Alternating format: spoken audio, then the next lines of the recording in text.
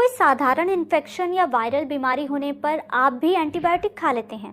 अगर हाँ, तो सावधान हो जाइए, क्योंकि हर तरह के इन्फेक्शन पर एंटीबायोटिक काम नहीं करते, बल्कि शरीर को उल्टा नुकसान पहुंचा देते। फॉर एग्जाम्पल, एंटीबायोटिक्स फ्लू या सामान्य सर्दी जैसी वायरल बीमारियों का इलाज नहीं कर सकते। अक्सर एंटीबायोटिक दवाई डेंगू और मलेरिया से ग्रसित रोगियों को दी जाती हैं। जिस धड़ल्ले से हम एंटीबायोटिक्स का इस्तेमाल कर रहे हैं, वो एक नया ड्रग रेसिस्टेंट सुपर बग पैदा कर रहा है। इसकी वजह से होने वाला संक्रमण कई मौतों का कारण बन रहा है। आप सोच रहे होंगे कि ये क्या चीज है। दरअसल सुपर बग्स बैक्टीरिया के स्ट्रेन यानी एक तरह के वेरिएंट होते हैं जो एंटीबायोटिक प्रतिरोधी होते हैं, यानी उन पर कई तरह की एंटीबायोटिक का कोई असर नहीं होता। मेडिकल जर्नल द लेंसेट के मुताबिक 2019 में इस तरह के रेजिस्टेंस से दुनिया भर में सीधे तौर पर 12,70,000 मौतें हुई।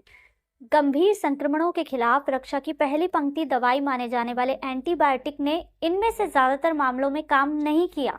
US centre for disease control and prevention के मुताबिक टीबी, गोनेरिया और स्टेफ इन्फेक्शन के ड्रग रेजिस्टेंस फॉर्म कुछ ऐसे खतरे हैं जिनका हम अब सामना कर रहे हैं। भारत उन देशों में से एक है जो एंटीमाइक्रोबियल रेजिस्टेंस से सबसे बुरी तरह से पीड़ित है। हर साल लगभग 60,000 नवजात बच्चों की मौत का कारण बनता है। एक नई सरकारी रिपोर्ट चौंकाने वाली तस्वीर पेश करती है कि कैसे चीजें बदतर होती जा रही हैं।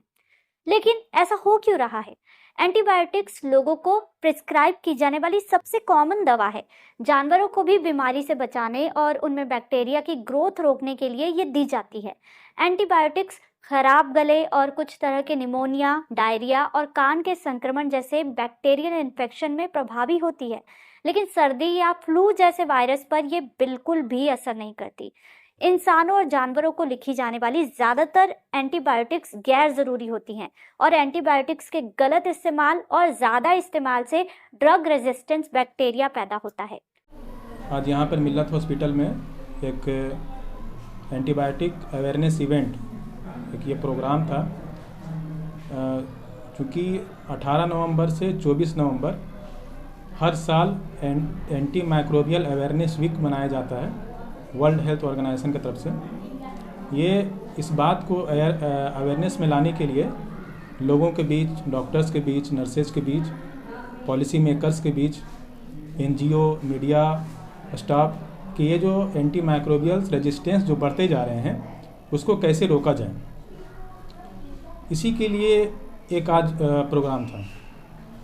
ये देखा जा रहा है कि कोविड के बाद कई लोग जो बीमार पड़ रहे हैं बिना एंटीबायोटिक के ठीक भी नहीं होते हैं, उसमें क्या कुछ है? कोविड के बाद जो बीमार पड़ रहे हैं अभी का, उसके बाद का क्या है कि जो एक्यूट कफ है, जो वायरल कफ भी, जो वायरल जो डिजीजेज हैं वो उसके अंदर ट्रांसफॉर्मेशन हो रहा है। पहले जो चीज़ें, जो वायरल डिजीज जो है वो 5 दिन में ठीक हो जाती थी, ठीक है, या 7 दिन में ठीक हो जाती थी, वो चीज़ें अब 3 हफ्ते तक रह जा रही हैं, 2 हफ्ते तक रह जा रही हैं, ठीक है। उस बीच में अगर हम एंटीबायोटिक दे देते हैं और पेशेंट जो है खुद से वो ठीक हो रहे हैं, जो उसका कह सकते हैं कि उसका जो नेचुरल हिस्ट्री ऑफ डिजीज है, मतलब वो खुद से ठीक हो रहा, मान लीजिए कि वो 3 हफ्ता में खुद से ठीक हो जा रहा।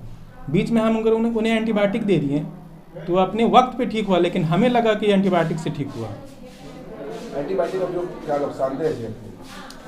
एंटीबायोटिक का अगर हम इस्तेमाल करते हैं, खास करके जहाँ पर यूज नहीं है, खास करके जैसे कि फ्लू हो गया, कॉमन कोल्ड हो गया, डेंगू एक वायरल डिजीज है, या अगर बहुत गर्मी रहती है, उसमें बहुत लोगों को जो लू लग जाता है, लूज स्टूल होने लगता है, तो इन सब कंडीशन में एंटीबायोटिक का कोई रोल नहीं है।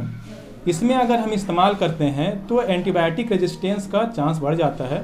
जो एंटीबायोटिक अभी जो नॉर्मली काम करते हैं, हो सकता है कि फिर बाद में वो काम नहीं करने लगे।